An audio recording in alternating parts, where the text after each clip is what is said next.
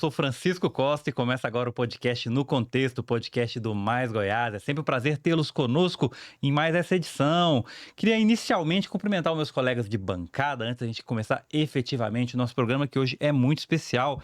Bem-vindo, Felipe. Um prazer tê-lo comigo hoje ao lado, né? Pois é, rapaz, estou me sentindo até desconfortável aqui de estar do seu lado, né? Não que ao lado do Pablo Costa seja muito melhor do que ao seu lado, mas assim, é porque é estranho falar contigo nessa posição, mas muitíssimo obrigado mais uma vez, o programa muito especial, boa noite aí, bom dia, boa tarde para você, para o Pablo, para o nosso convidado e, claro, para você que está nos acompanhando aí na nossa audiência do No Contexto.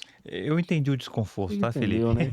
Cumprimento também meu jornalistaço, Pablo Costa. Seja bem-vindo. Olá, uma alegria estar aqui novamente. Hoje, excepcionalmente gravado, né? Nós temos motivos aí de matrimônio para não estar ao vivo contigo na audiência. Mas hoje, 11 de junho de 2026, a abertura da Copa do Mundo, que a gente não sabe, não temos a menor ideia do que aconteceu, porque estamos fazendo um programa gravado. É Hexa. Será?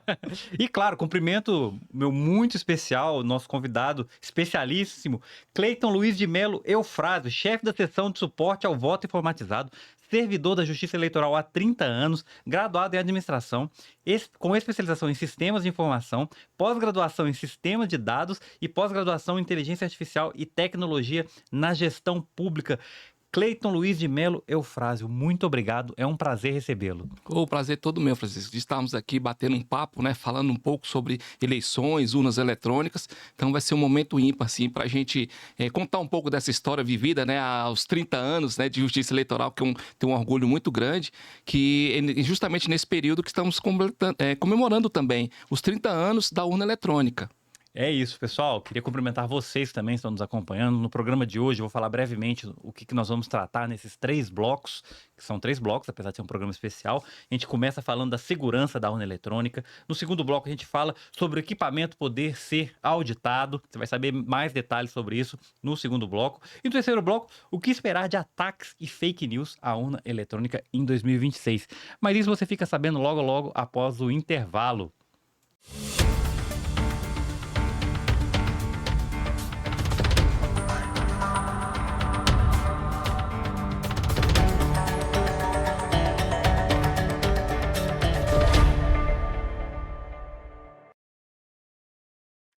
Olá pessoal, sou Francisco Costa, estamos de volta com o podcast No Contexto, o podcast do Mais Goiás, mais uma edição especialíssima em que nós falamos sobre urna eletrônica. Primeiramente, eu gostaria de pedir que nos sigam nas nossas redes sociais e também no nosso site www.maisgoias.com.br.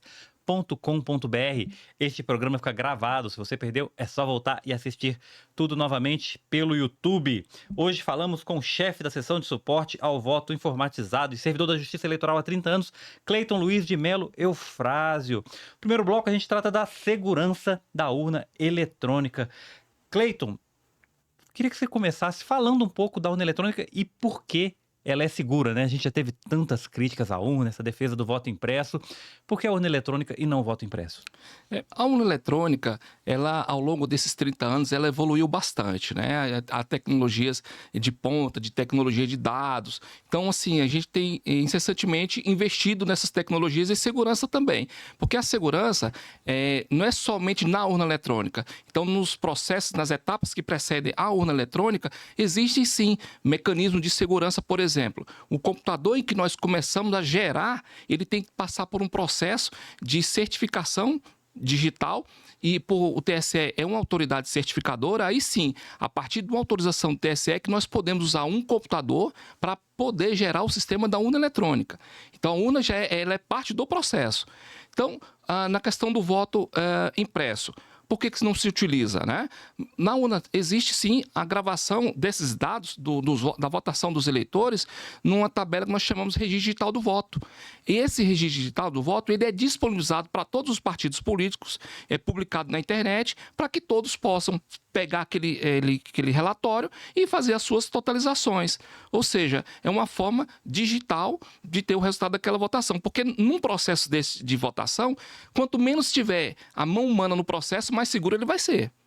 Então, é isso que a gente prima. Então, todas as tecnologias, nós temos as entidades fiscalizadoras, como o Ministério Público, a OAB, Polícia Federal, todos participam desse processo, justamente para dar autenticidade a todos os programas e todos a segurança implementada na urna eletrônica. A gente até conversava, Felipe, no intervalo antes de começar o programa, né, Cleiton, Pablo, sobre a participação da sociedade civil, dos partidos e de técnicos de modo geral, né, nesse processo eleitoral, né, na fiscalização das urnas.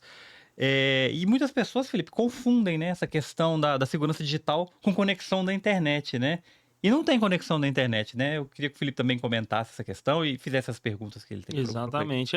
Esse é um ponto muito interessante, né, Francisco? Que como você bem colocou aqui, antes da gente começar a nossa gravação, a gente já estava queimando largada aqui, perguntando várias coisas, né? Porque é um assunto muito interessante. E eu queria justamente que você respondesse um pouco, trazendo para essa explicação um pouco mais técnica, né, de como é que funciona esse sistema e o que traz de fato a garantia de segurança para o voto que está sendo digitado ali naquele momento na urna e que chega na base de dados do TSE, mas também trazendo ali um paralelo que, apesar de tantos anos, né, de tantos avanços, né, e de tantas demonstrações e vale ressaltar, né, de nenhuma constatação de fraude ou de erro, né, relacionado à urna eletrônica. Recentemente a gente viu uma pesquisa, eu não me lembro o instituto, eu posso até pesquisar aqui para falar para vocês, mas se não me engano foi no mês de fevereiro desse ano, saiu uma pesquisa que 43% dos brasileiros ainda tem um pouco de desconfiança em relação a esse sistema. O que justifica? Eu queria entender isso. De que forma a gente pode traduzir isso, né? Por que apesar de tanta segurança, de tantas informações, de tanta credibilidade, essa fatia significativa da população ainda desconfia do sistema? Na verdade, a Justiça Eleitoral ela tem se capacitado muito mais na questão da divulgação, de mostrar para a população, utilizando-se de uma linguagem mais simples, né, de como é que o caminho do voto, assim, chamado. Então, assim, nós enfrentamos também as questões ideológicas, né, que é um fato, assim, que tem-se um pouco atacado a questão da credibilidade da urna eletrônica, mas, assim, a gente tem trabalhado incessantemente para que possamos mostrar para essas entidades fiscalizadoras, para os partidos políticos, que o processo é totalmente auditável.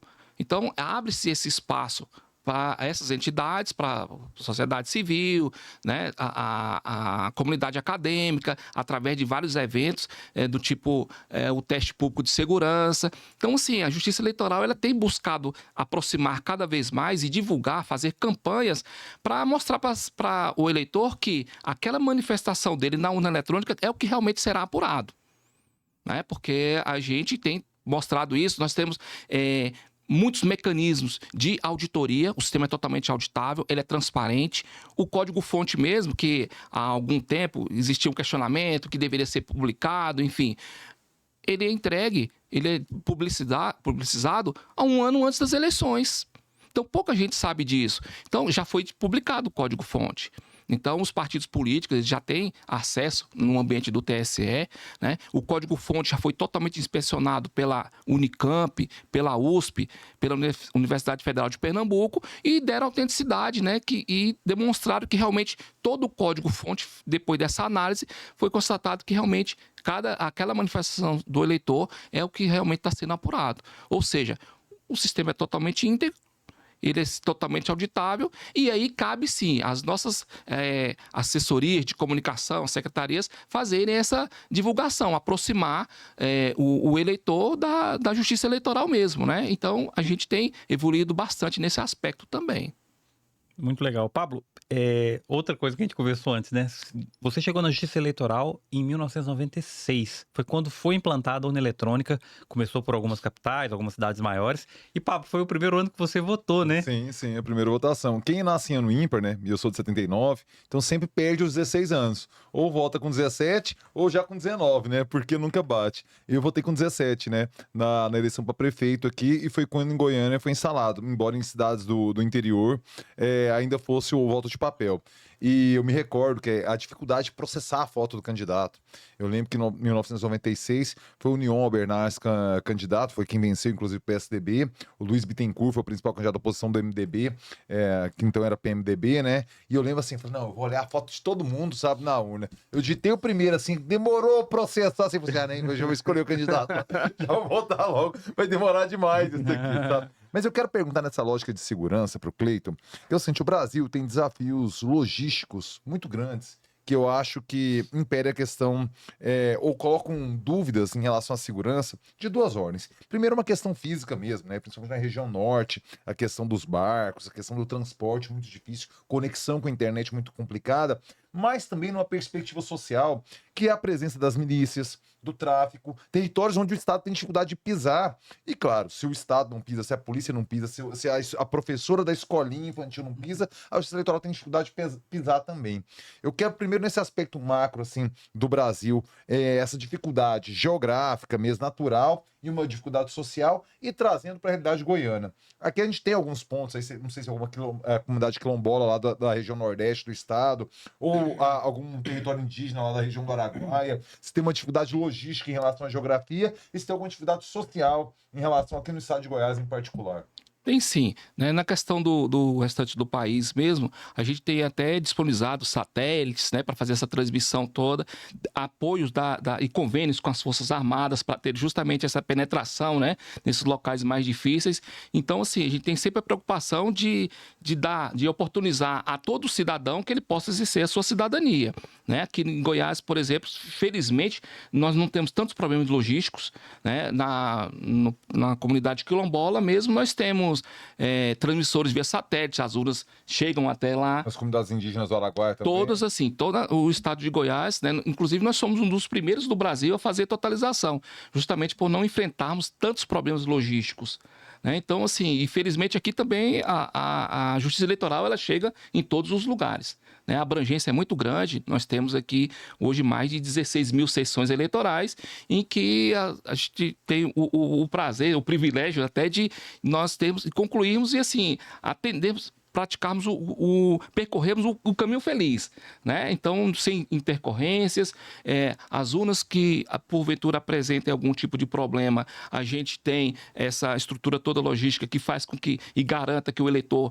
conclua sua votação eletronicamente. Então, logisticamente, nós somos privilegiados também nesse aspecto, né, de a urna chegar em todos os lugares e temos condições de dar celeridade à apuração desses votos. E nessa questão social, de milícia, de tráfico, de bandido, como é que se resolve no dia da votação ou no período anterior de preparação das escolas? E se Goiás tem esse tipo de problema? Não, Goiás não tem, né, esse tipo de problema e há sim um convênio, né, um acordo de colaboração entre a Polícia Militar, Forças de Segurança com o TRE, que dá toda essa cobertura, essa tranquilidade para o eleitor. Então, felizmente, nós não temos históricos e dificuldades nenhuma de instalação de sessões eleitorais e coação ou coisa do gênero com qualquer tipo de eleitor.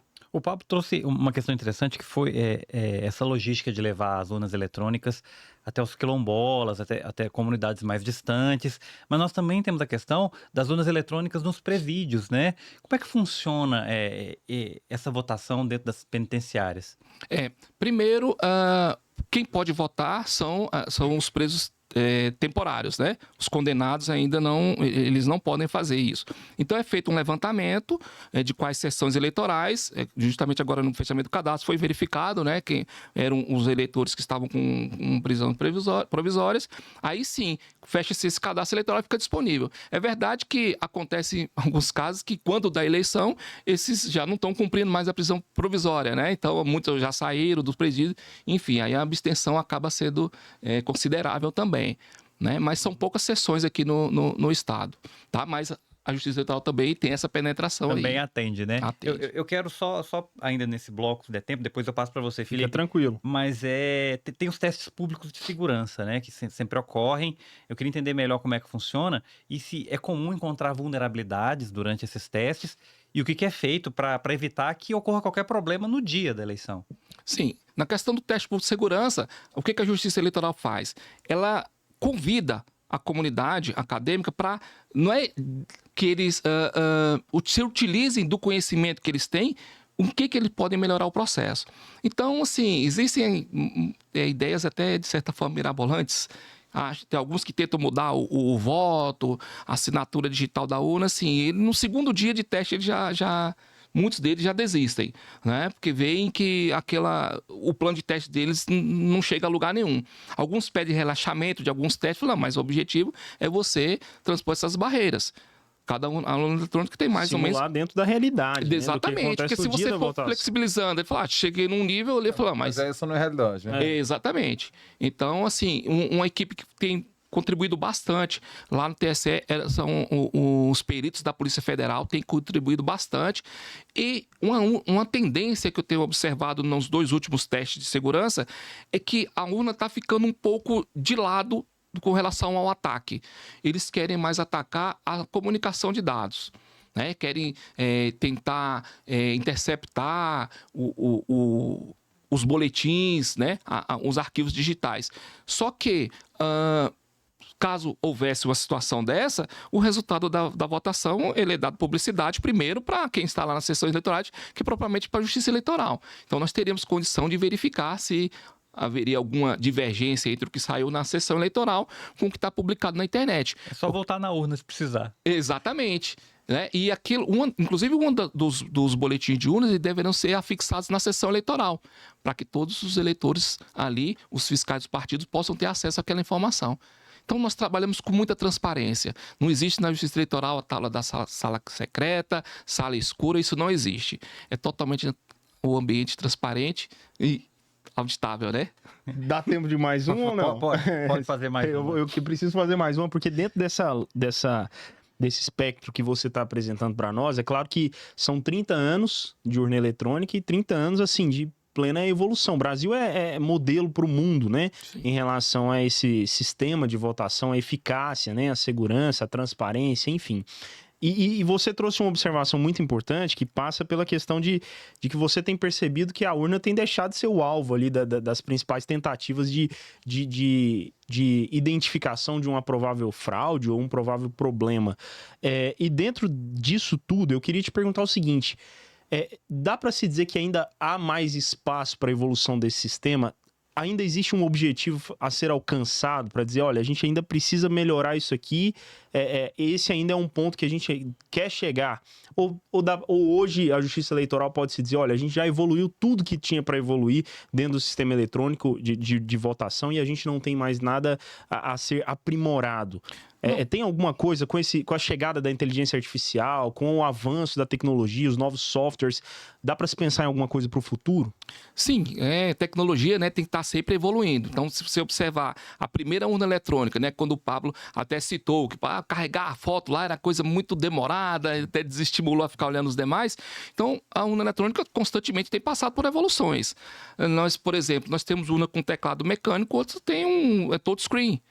Né? Isso com relação ao mesário. Então, nunca a gente imagina assim, falar que não tem nada a evoluir. Tem sempre a melhorar, constantemente. Então, nós temos buscado, né? Então, cada TRE tem sua equipe, então são vivências de cada uma, as realidades de cada um dos TREs e, partindo disso, a gente tem contribuído para a melhoria do processo, inclusive nos testes públicos de segurança.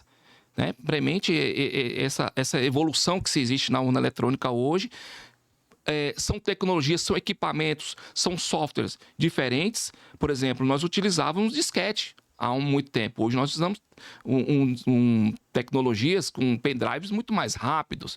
Então, assim, há sempre espaço para melhorias e evolução. Isso que a gente quer. Sempre. A gente não vai ficar deitado em berço esplêndido ali, achando que está tudo certo. E não é assim. Então, melhorando sempre, aplicando muito mais tecnologias, utilizando criptografia de dados, assim, de tecnologias muito, muito avançadas mesmo. Estamos na vanguarda na questão disso, de criptografia de dados. Inclusive, quem fornece toda a criptografia nas urnas eletrônicas é a ABIN. Por que é a ABIN? Porque a ABIN é quem faz todo o controle, né, de segurança dessas informações da Presidência da República. É um órgão público. Então, assim, a gente está utilizando sempre o que tem de melhor para fazer Mas lembrando sempre que, além da garantia, lógico, e transparência, para que a gente possa sempre mostrar para o eleitor, né, e garantir que a manifestação dele é o que vai ser apurado. Excelente. É isso, pessoal. Estamos encerrando agora o nosso primeiro bloco, mas claro, a gente volta imediatamente para o segundo. Mas primeiro, claro, peço que nos sigam nas nossas redes sociais, também no nosso site www.maisgoias.com.br. Esse programa fica gravado. Se você perdeu, é só voltar e assistir tudo novamente pelo YouTube. Neste bloco, a gente fala um pouco de uma questão que a gente até já respondeu, mas a gente vai aprofundar um pouco mais. O equipamento pode ser auditado? Pode. Neste bloco a gente aborda a transparência, a participação das entidades fiscalizadoras e a conferência de resultados. Cleiton, além do dia da eleição, quais são as janelas de oportunidade que os partidos, as Forças Armadas, a sociedade civil têm para auditar o sistema, né? Antes e depois do pleito? Ele se inicia, né, um ano antes das eleições com a disponibilização dos código-fontes para essas entidades fiscalizadoras. Quais são as entidades? Ministério Público, OAB, todos os partidos políticos, Polícia Federal, a Sociedade Brasileira de Computação, né, o Senado Federal, nós temos o Tribunal de Contas da União. Então, tem uma gama de entidades aí que fazem parte, enviam representantes para o TSE para, inclusive, assinarem digitalmente aqueles arquivos, né? Eles atestam que realmente aqueles sistemas são os que estão na urna eletrônica. Então, ele é constante. E depois disso, nós temos o período de lacração, propriamente dito, dos sistemas, que os dados eles são compilados e disponibilizados de uma forma que ele possa ser executado, né? E quando a gente recebe esses arquivos do TSE, esses arquivos a gente tem aqui condições de verificar a integridade do arquivo, para vermos se o resumo digital do arquivo que saiu do TSE é o mesmo que está aqui. É mais uma oportunidade de auditoria. Quando nós estamos gerando ainda as mídias para instalar nas urnas eletrônicas. Como foi bem frisado aqui pelo Felipe, que a urna eletrônica ela não tem conexão nenhuma com qualquer outro meio de comunicação, né? E nós temos que instalar. Hoje nós temos em torno de 16.997 urnas eletrônicas. Os sistemas são instalados, gente, um a um. Não tem como fazer uma instalação em lote, não tem. É urna por urna. Então, depois que você instala cada sistema na urna eletrônica, esses dados são gravados num cartão de memória. Existe uma correspondência, que nós chamamos de tabela de correspondência, e tem como o nosso sistema, nossos computadores, no dia da votação, vai esperar exatamente aquela urna eletrônica, não vai esperar uma outra. Então, é mais um mecanismo de segurança, tá? E temos também, quando às vésperas das eleições, são sorteadas urnas eletrônicas e que a gente faz o teste de integridade. O que seria? Hoje são sorteadas caso as entidades fiscalizadoras não queiram indicar quais as sessões. Eles podem fazer isso, mas alguns abrem mão. Eles preferem ser sorteadas, sem problema. Então, dessas 35 urnas, 28 delas, elas são trazidas aqui para Goiânia, urnas já preparadas para a eleição. Elas são trazidas para cá e no dia da votação, porque a urna ela funciona, imprime as erésimas a partir das 7 da manhã. Então o eleitor, a partir das 8 da manhã... Inclusive, só para colocar, eu gostaria que depois você incluísse a explicação sobre as erésimas, sobre o boletim de urna, tudo isso. Sim, faremos sim. Então, quando essas urnas são disponibilizadas aqui, são trazidas, existe uma comissão, né, de votação paralela e são habilitados, são votados, né, os escoteiros mirins, eles fazem votações em cédulas, essas cédulas são cantadas, esse voto, e gravados, para que no final verifique se aquilo que foi digitado é o que está sendo apurado. Lembrando que essa urna eletrônica é a mesma urna que foi previamente lacrada e estaria disponibilizado lá para a sessão eleitoral. Aí, obviamente, nós fazemos a substituição, né, daquela sessão eleitoral. Mas a urna, o software dela está totalmente oficial. Então, é mais uma oportunidade de auditoria que tem que se fazer. Cleiton, naqueles momentos de ataque ali, em 2021, 2022, uma sugestão que surgiu foi a impressão de um cupom, tal qual a máquina de cartão de crédito ou a máquina registradora do supermercado, que a pessoa conferisse o voto e já numa urna de acrílico caísse ali e ficasse disponível, né?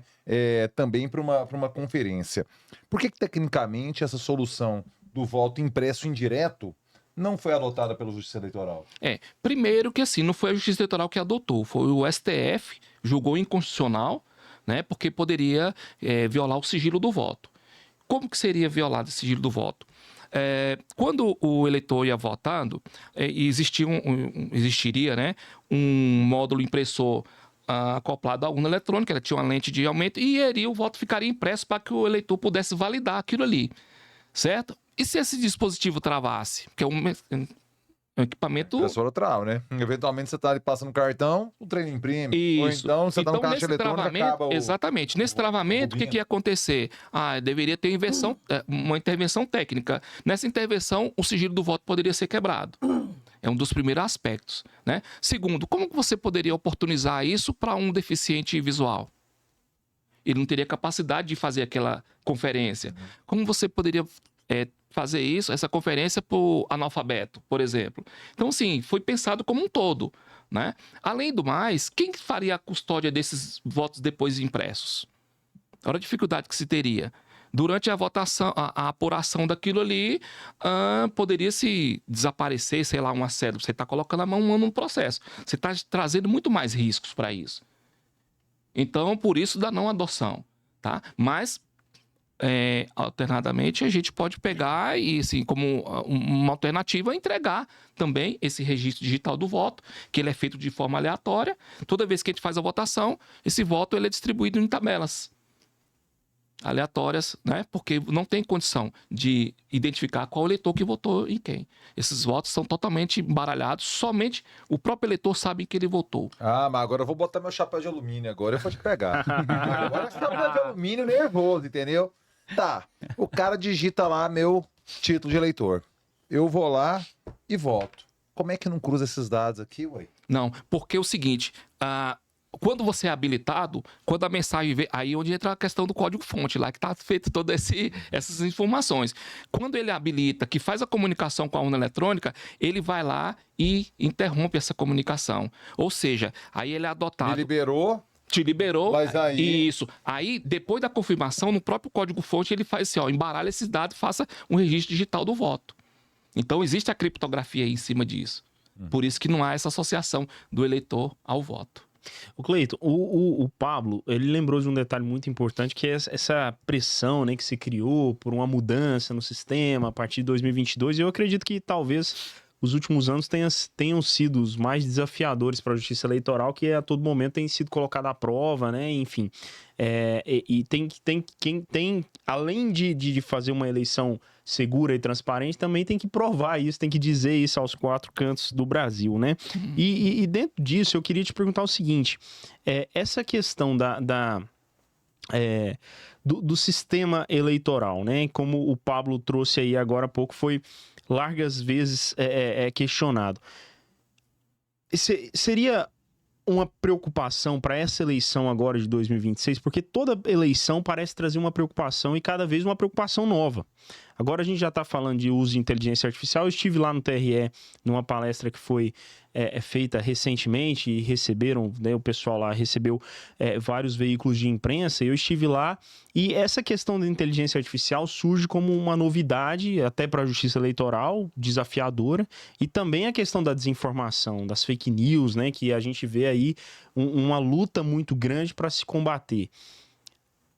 Fake news e inteligência artificial são de fato as preocupações da vez, ou pode surgir alguma outra coisa? Tem alguma outra coisa no radar que não vou dizer incomode, mas que preocupa a Justiça Eleitoral para essas eleições de 2026? Não, já são muito grandes, né? Essas preocupações assim. Então a Justiça Eleitoral evoluiu bastante nesses aspectos. Criou-se equipes de cibersegurança em todos os TREs, justamente para auxiliar no combate a isso. Aqui nós temos em Goiás a ferramenta Guaiá, eu acredito que foi até esse que vocês estiveram lá para conhecer um pouco mais em convênio com o pessoal da UFG, justamente para melhorar isso e poderem detectar, né? Porque com relação à urna eletrônica mesmo, que nós temos acompanhado e monitorado até o presente, são coisas requentadas ainda. Porque isso são, né, coisas que ultrapassam a urna, né? A gente está falando do sistema eleitoral como um todo, não enquanto equipamento, né? São preocupações assim que eu vejo que principalmente nesse ponto da inteligência artificial, eu acho que ainda passa por um objeto muito novo para a justiça, né? É novo para todo mundo. Isso. E para a justiça não seria diferente. Como é que vocês enxergam esse momento? Não, então, justamente na questão de capacitação das equipes, né? Essa estruturação em todos os TRS, então juntando um conhecimento de todos os tribunais, esses profissionais, aí sim, buscando sempre não ficar muito atrás disso, né? Então, sempre... E tem canais também foi disponibilizado canais de denúncias e a gente tem dado uma resposta muito rápida a esse tipo de coisa. Então, a Justiça Eleitoral tem se especializado cada vez mais. Então, acho que é por isso que, assim, é nessa linha que a gente está adotando. Então, sendo não só reativo, né? Montando essas equipes todas justamente para que haja esse combate, porque... Nós estamos também na vanguarda das tecnologias, né? Em outras épocas, talvez estivéssemos um pouco atrás, né? E até entendermos um pouco o que seria isso. A questão do fake news foi uma derrapada mesmo.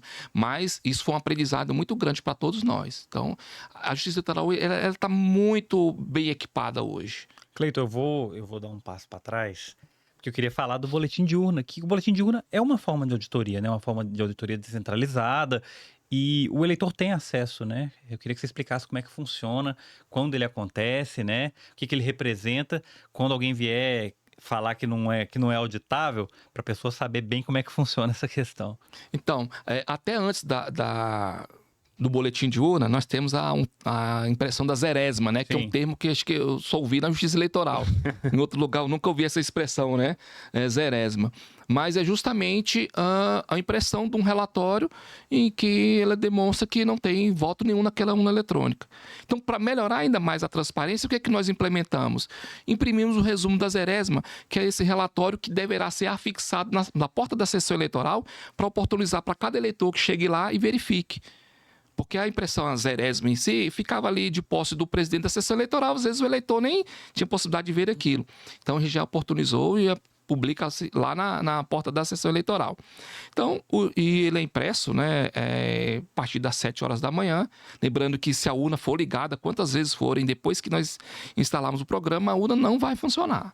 Ela só funciona a partir das 7 horas do dia da eleição para a impressão da Zeresma. Esse é o nome técnico que se deu depois de muito se utilizar o tal da urna grávida lá atrás.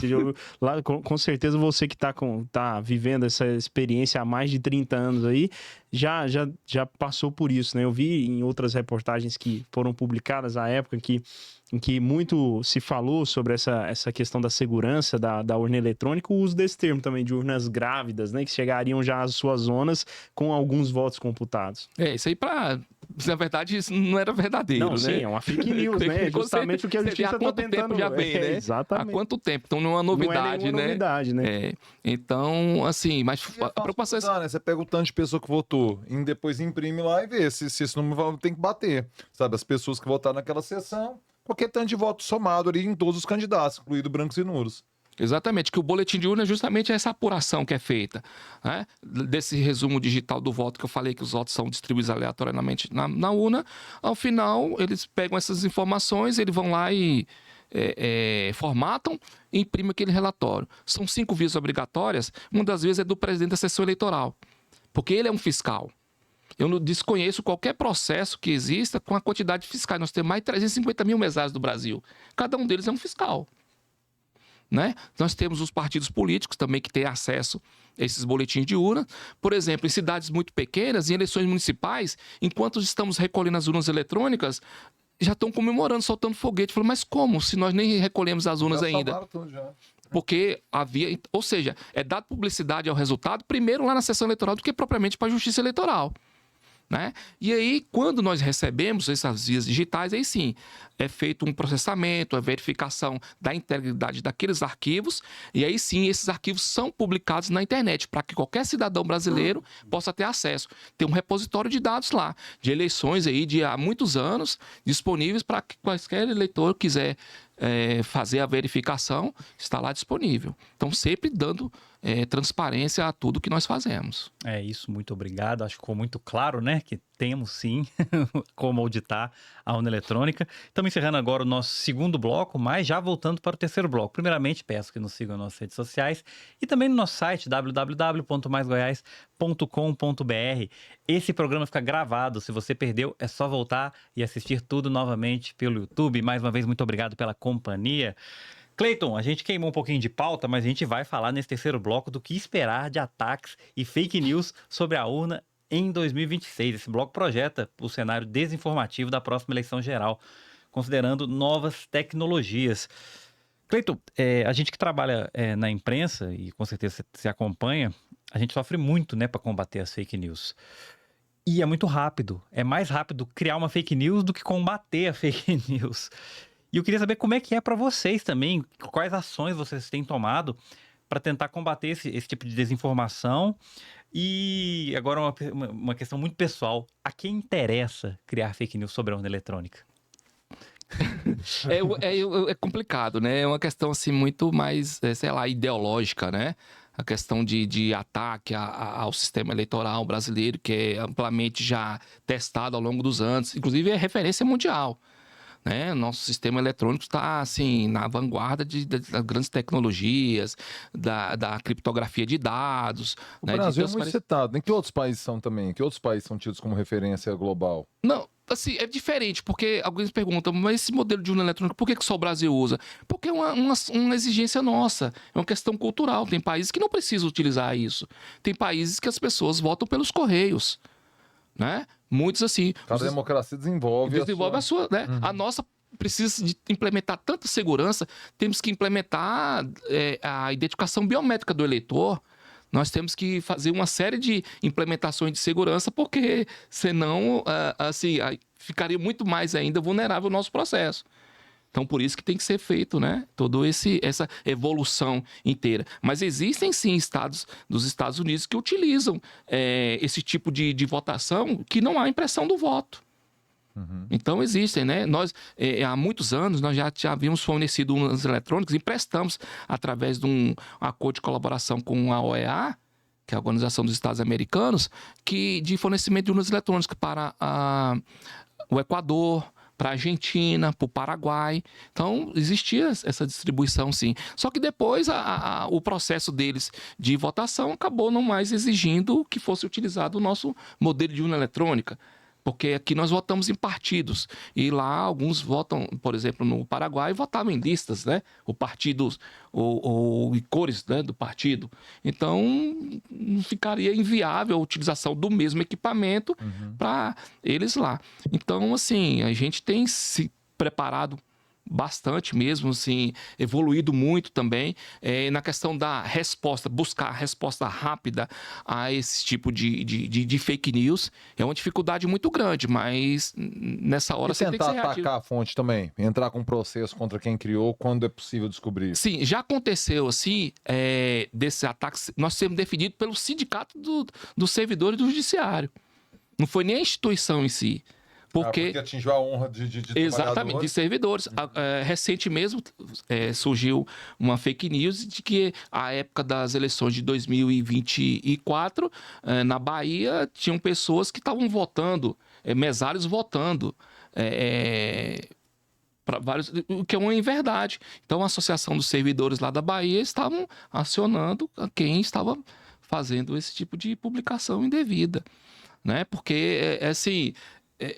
a instituição tem que reagir também. Não pode ser assim, só batendo. Tanto que, na última eleição, quando houve lá uma decisão de multar um partido político por conta justamente de um questionamento que era totalmente descabido. De desinformação, eu lembro muito, também teve um vídeo de um argentino que citava falsamente problemas em urnas, que essas urnas estariam favorecendo, tentaram anular votos de uma urna específica também. De um modelo específico de urna eletrônica. Então, assim, a punição contribui para a educação nesse sentido? Parece-me que não. Foi uma coisa só, foi financeira, né? Foi custeado, o partido lá pagou a multa dele, mas... Que é dinheiro público indireto, né? Exatamente. Porque é do fundo eleitoral, do Do fundo partidário. E ficou justamente isso. Ficou essa compensação, né? Então, acho que teria que ser algo mais didático mesmo, assim, uma punição muito maior para que pudesse tentar coibir, né? Porque acabar realmente é meio complicado. Cleiton, desculpa te atrapalhar, mas a questão da comunicação, né? A Justiça Eleitoral, por muitos anos, ficou ali na defensiva, né? Sendo atacada, especialmente, como a gente já falou aqui algumas vezes, nos últimos anos, né? E como é que você avalia a comunicação da Justiça Eleitoral, a proximidade, ou pelo menos a tentativa de se criar uma proximidade com o eleitor, no sentido de tornar tudo isso que você falou até aqui mais claro, né, mais transparente, não no sentido de segurança, mas no sentido assim de mostrar para o cidadão que de fato os sistemas são inquestionáveis, porque apesar de tudo o que foi feito, tudo que se alcançou, a urna há 30 anos aí funcionando e dando resposta segura para a sociedade, como eu falei também no começo da nossa conversa aqui, 43% dos brasileiros ainda têm uma certa desconfiança do sistema. Então, você não acha que a justiça também tem uma certa, não vou dizer culpa, mas talvez tenha uma certa falha no sentido de tornar uma comunicação mais clara, criar uma proximidade, um ambiente de mais segurança para o eleitor, no sentido de conhecer mesmo como funciona? Eu sei que foi criado o Pilili, não é? O Pilili que é uma espécie de um personagem, um mascote, né? Que veio com toda uma proposta de facilitar a comunicação, de tornar todos esses termos aí mais simplórios, né? Para que de fato o pessoal que está um pouco mais distante ou que é até um pouco avesso à política entenda um pouco mais como tudo isso funciona.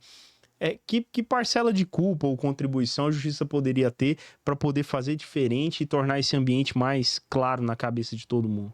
Então, a gente passou por esse processo de evolução. Então, houve uma estruturação da justiça eleitoral, ela entendeu a necessidade de ter esse estreitamento com a população, como eu disse, utilizando-se de uma linguagem muito mais simples, né, para que tenha uma abrangência muito maior da população, para entender isso. Existem os projetos de cada tribunal, que é o projeto que eu acho bastante interessante, que é o da escola judiciária, em que a gente percorre escolas. Existe o processo também, um projeto chamado Conversando com a Justiça Eleitoral, que é aqui em Goiás, que a gente percorre universidades com grande quantidade de estudantes, a gente dá palestras, mostrando tanto usando uma linguagem muito simples, acessível, a que é a área, por exemplo, do direito, e tanto quanto a pessoas que são da área de tecnologia da informação mesmo.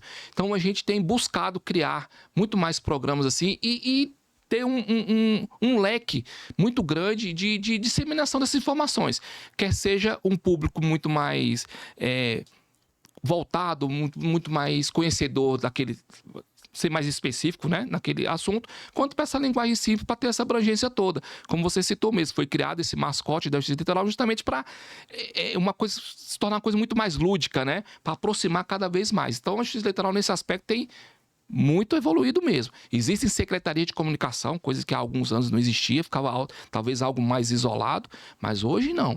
Hoje a proximidade muito grande, a estrutura que se foi montada na Justiça Eleitoral para atender isso aí, realmente tem minimizado muito mais esses, não diria os ataques, mas ter contribuído muito mais com a conscientização ou trazendo a informação da Justiça Eleitoral para essas pessoas, para esses eleitores, que é uma prestação de contas, né, que nós fazemos. O Pablo sempre comenta nos programas, que é um programa político, né, que a gente grava semanalmente, que nós aqui somos uns cracudos, uns tarados por política, né? E até por isso, talvez, para mim sempre foi um prazer enorme votar. Eu gosto muito de votar, eu gosto muito desse momento de exercer a cidadania. E a gente vê que existe um desinteresse muito grande da população, que além de não ter ido votar, muita abstenção nos últimos anos, muito voto branco, muito voto nulo. E eu queria saber como que a Justiça Eleitoral pode reverter isso. E eu quero aproveitar para perguntar também, para pedir, que aqui nos bastidores você tinha contado que a gente vai ter uma novidade esse ano, né?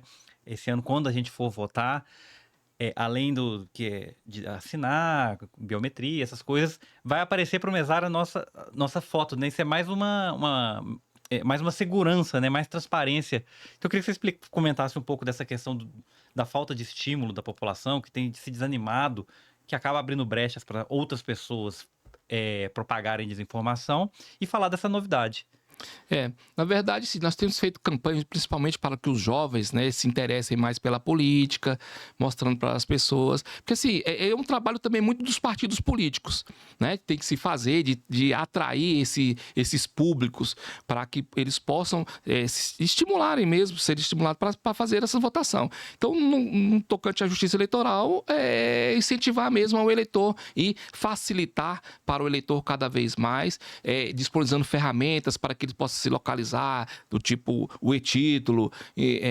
Então, assim, são N ferramentas que estão sendo desenvolvidas para realmente facilitar.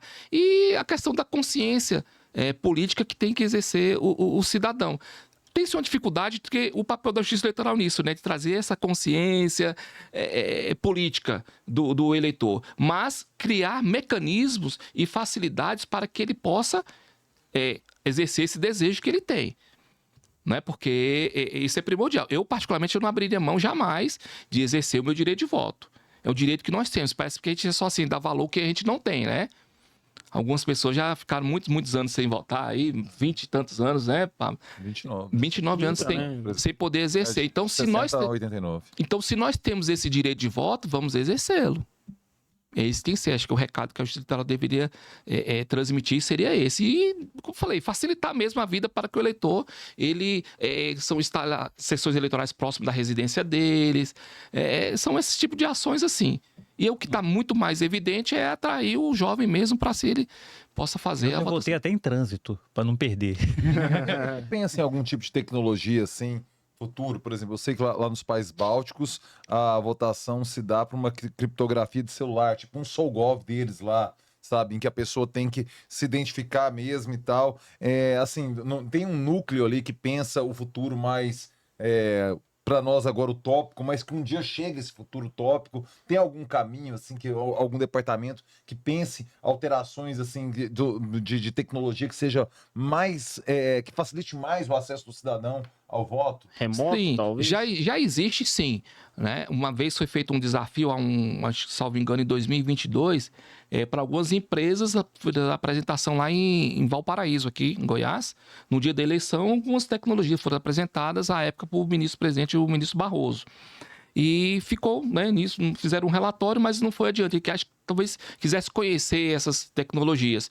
Mas o TSE fez um convênio com a USP, com a equipe da USP, para buscar outros meios.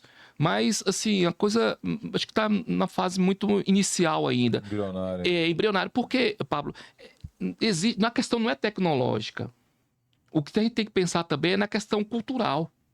A gente precisa disso. Por que a gente implementa tanta barreira, tanto dispositivo de segurança na urna eletrônica? Justamente por isso. Como é que o eleitor vai votar pelo celular? Mas, em nossos casos, temos problemas. Você mesmo abordou a questão da milícia. Então, o eleitor pode ser coagido. Uhum. Como é que poderia garantir que o eleitor estivesse votando ali por livre vontade, né? Espontânea vontade? Tem uma arma do outro lado apontada para ele. Para ele. Uhum. Você entendeu? Então, sim, tem essa dificuldade. Então, a questão hoje não é tecnológica. Eu entendo que seja muito mais cultural do que propriamente faz todo sentido. Voltado para isso. Cleiton, Felipe, eu vou Fica falar à pra você. vontade. É só porque acabou que não deu tempo de comentar sobre essa novidade da Justiça Eleitoral. Em primeira mão aqui, né, para vocês, foi implementado agora está sendo, né, para a próxima eleição. Já fizemos os testes, já foram, né, foram muito proveitosos, em que quando o mesário, após a digitação do título do eleitor, vai ser disponibilizado para aquele presidente da sessão eleitoral a foto do eleitor. Então, é mais um mecanismo de identificação. Tá? Mas mesmo assim o eleitor vai precisar colocar a biometria dele para certificar que é ele, porque aquela biometria, inclusive, será armazenada, né, ali para a gente, se porventura tiver algum tipo de questionamento, aquela base de dados está toda armazenada na urna eletrônica. Então, é uma novidade que nós estamos fazendo agora nessa urna eletrônica. E o eleitor também, ele vai poder verificar, vai ter uma linha de progresso da votação que ele está fazendo. Por exemplo, primeiro a votação vai ser para deputado federal. Então vai ter em destaque uma linha de progresso bem na parte superior da urna eletrônica que está votando para deputado federal. Assim que ele mudar a tela dele, vai estar marcado que ele votou para deputado federal e vai ficar numa cor diferente o cargo que ele está votando. No caso, seria o deputado estadual. E aí você vai verificar qual é a sequência de votos que virão para frente. Então, mais um mecanismo para melhorar o eleitor se orientar. Então, isso vai ser amplamente divulgado, obviamente, né, nos treinamentos de eleitores, para que facilitar. Como eu disse, sempre buscamos melhorias constantes, facilitar para que o eleitor possa exercer da melhor forma a sua cidadania. Cleiton, para finalizar da minha parte, claro que eu não poderia deixar de perguntar isso, né? Pode parecer clichê, mas eu preciso fazer essa pergunta, né? A gente estava conversando aqui nos bastidores, né? Você chegou em 1996, né? Na Justiça Eleitoral, e a urna esse ano, 30 anos, eu vou bater nessa tecla de novo, né? Eu tenho 30 anos, então assim, nós nascemos juntos, né? E você tá desde o princípio acompanhando isso. A urna eletrônica trouxe dignidade, né? Reduziu, contribuiu largamente com a redução das abstenções, das pessoas que não iam votar e não iam às urnas, né? Houve época em que as pessoas votavam escrevendo o nome do candidato e os analfabetos que não sabiam escrever. Então, assim, é inquestionável o quanto a urna eletrônica veio para transformar a realidade de um povo, né? A realidade de uma nação e trazer dignidade e o exercício da cidadania, né, para as pessoas que passaram a ver nisso a expectativa de ter de fato o seu voto destinado a quem ele pretende, né? E o que eu queria te perguntar para você, qual que é o sentimento, cara, apesar de nesse momento, né, nos últimos anos, como a gente falou, a Justiça Eleitoral, a urna eletrônica ter sido largamente atacados, né? Colocados à prova, né? Muitas vezes. E eu queria ouvir de você, assim, o sentimento de estar nesse processo, de estar nessa chegada dos 30 anos, né? E ver tudo que ficou para trás, né? Todos os obstáculos que foram superados, chegando aí a 3 décadas sem, como eu disse no início do programa, uma única comprovação de fraude, uma comprovação de qualquer coisa que possa vir de fato a colocar o sistema à prova. Isso é uma questão de orgulho muito grande, Felipe. A verdade é essa, né? Eu lá nos meus longínquos 22 anos de vida, eu tinha, né, recém-completado 22 anos, já entrei num projeto desse que eu achei muito, assim, foi um aprendizado tremendo. Eram equipes lá do pessoal do INPE, pessoal da Unicamp em São Paulo. Então, assim, foi um aprendizado muito grande para mim, porque eu, assim, como falei, meu primeiro trabalho seria aquele, né? Fiz o concurso, meu primeiro concurso público, passei, e sempre nisso aí. E sempre buscando, fazendo, não, vou entrar nessa aí, vamos sempre contribuir para melhorar cada vez mais o processo. Então é questão de orgulho mesmo, e uma exigência muito grande, porque isso nos exige muito mais capacitação. Então, sempre, o tempo inteiro, a gente tem que estar, né, estudando, se capacitando mesmo para melhorar cada vez mais esse processo. E, assim, num dado momento, assim, ficava com o coração um pouco magoado mesmo, né? Falei, poxa, o que se vê aí não tem nada a ver com o que é a realidade, né? As inverdades que eram divulgadas aí. E nós passamos por um processo muito grande, assim, de inteligência emocional mesmo, sabe? A gente se preparar para isso, para aprender a lidar com aquilo. Então, isso, até a Justiça Eleitoral nos contribuiu muito com isso também, de entender que ali era uma coisa muito injusta, porque, assim, as nossas falhas a gente assume o que poderíamos ter feito para melhorar, tudo bem, mas com inverdades não. Então, se machucava um pouco. Mas nos traz, sim, esse orgulho mesmo e uma gratidão muito grande à Justiça Eleitoral de ter... E aquilo que nós fizemos, aquilo que nós participamos, ele tem uma dimensão muito grande. Então, a Justiça Eleitoral, ela não pensa com uma coisa muito isolada. Você vê a dimensão, ela é estratosférica. Então, tudo que se faz na Justiça Eleitoral hoje tem uma abrangência muito grande, né? Então, temos que ter muita responsabilidade com isso. A gente não pode pensar em algo que atenda somente uma realidade de Goiás, por exemplo.